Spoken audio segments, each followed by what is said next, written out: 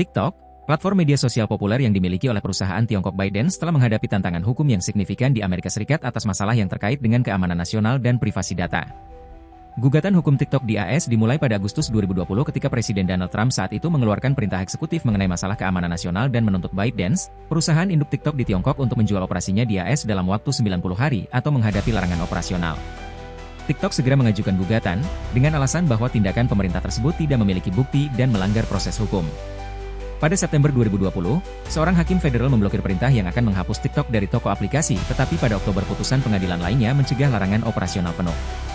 Ketika Presiden Joe Biden menjabat, ia mencabut perintah eksekutif Trump pada Juni 2021 dan menginstruksikan Departemen Perdagangan untuk meninjau aplikasi yang memiliki hubungan dengan luar negeri yang menandai penangguhan sementara untuk TikTok.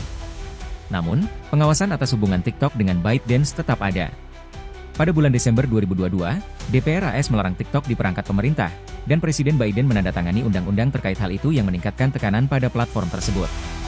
Pada bulan Maret 2024, DPR AS meloloskan keputusan yang mendorong divestasi atau larangan TikTok dan pada bulan April, Biden menandatangani ketetapan yang mewajibkan ByteDance untuk menjual operasi TikTok di AS paling lambat tanggal 19 Januari 2025.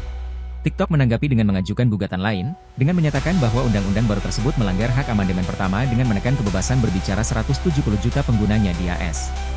Pada tanggal 18 Desember 2024, Mahkamah Agung AS setuju untuk mendengarkan banding TikTok, sebuah langkah-langkah yang menunjukkan pentingnya kasus tersebut. Argumen lisan dijadwalkan pada tanggal 10 Januari 2025, beberapa hari sebelum batas waktu divestasi atau larangan yang diamanatkan. Sampai saat ini, TikTok melanjutkan operasinya di AS sambil menunggu keputusan Mahkamah Agung, sebuah putusan yang dapat menjadi acuan tentang bagaimana aplikasi milik asing diperlakukan di negara tersebut.